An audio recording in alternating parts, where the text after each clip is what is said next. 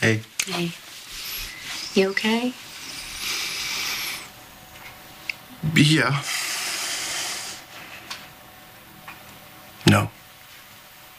I don't know. I'm so confused. I don't know what to think. Lord knows I've never exactly been a church-going guy, you know, lately. Mm. I don't know. I can't stay away from this place. Something is pulling me here. I know this is as hard for you as it is for Adam. I mean, you were as much a father to JR as Adam is, and from the day he was born.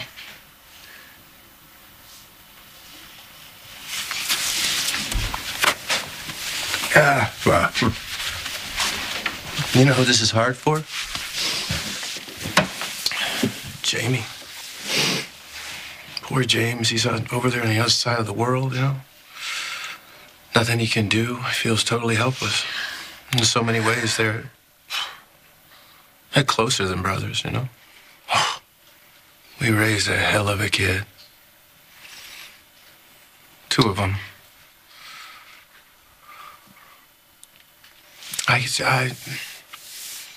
Man, I don't know whether I'm going or coming. I keep thinking of the silliest things.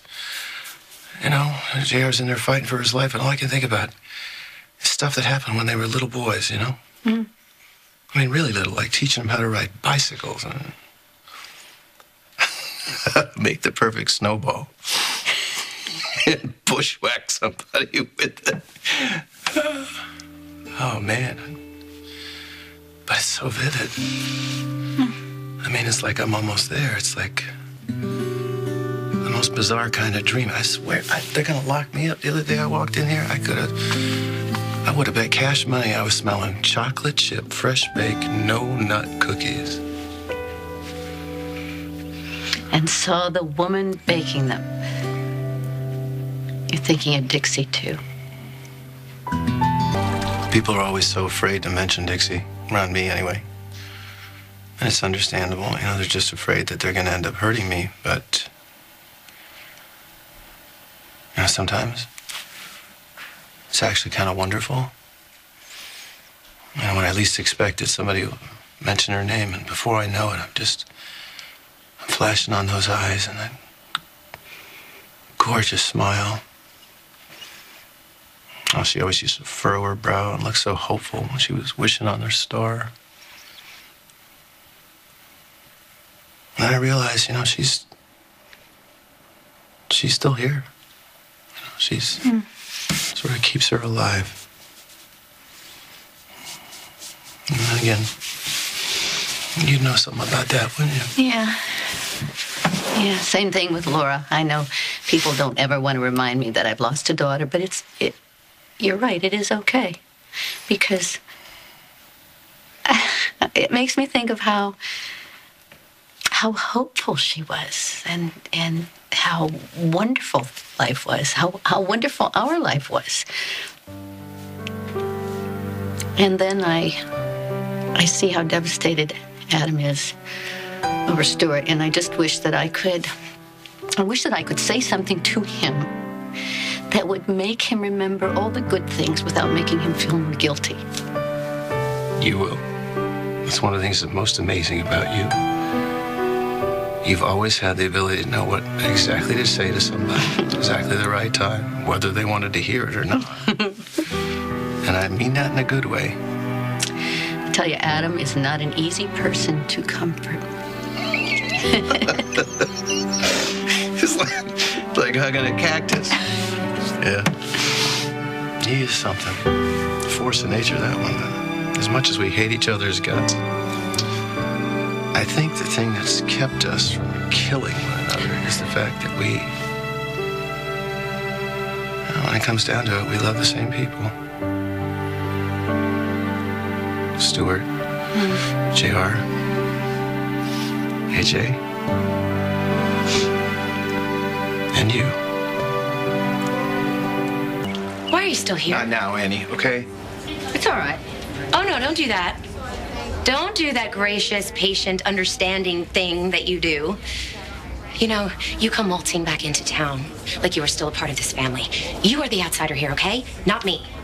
But but you glom onto Adam all the time. And I mean, it's bad enough that you want my husband. He doesn't want your husband. But you took my job. You act like Tempo should just be thrown in your lap because you have this fabulously evolved ex-wife relationship with my husband. Hey, maybe you could use some coffee, Annie. Make it a decaf.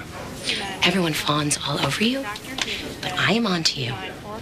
You are using a tragic, terrible situation to take advantage of Adam's vulnerability. Okay, and who is the expert on that? I'm sorry that you feel that way. If you are so sorry, then why don't you leave? You're the one who should leave, Annie, because nobody wants you here. Okay, and you should grow up and accept the fact that your father loves me. Well, you should get the hell out of our lives. You stop? No, Annie, you started it. I don't care who started it, Colby. JR could wake up. Do you really want to be fighting out here in the hall?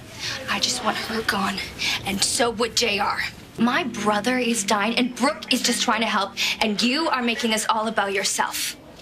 Well, we don't need your drama and your stupid jealous games. If you really, really want to help my father, why don't you do us all a favor and go away for good? Is that really what you want? Yeah, yesterday it would have been great. Fine. Maybe you're right. Maybe I should go if I make everybody upset and I make everything worse, even though that is the last thing I want. Yeah, since when? I love Adam and I care about what happens to this family. But since everyone seems to hate me... Everyone is just a little stressed, Annie. No one hates you. Well, JR hates me.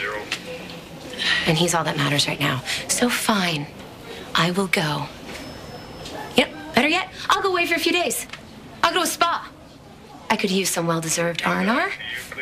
Nothing like a good hot stone massage. We found a donor.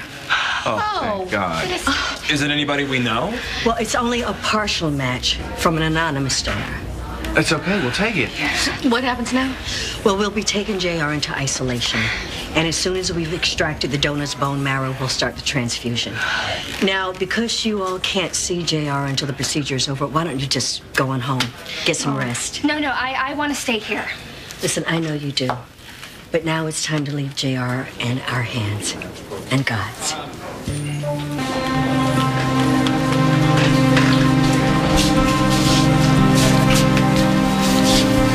Nobody fights harder than a Chandler.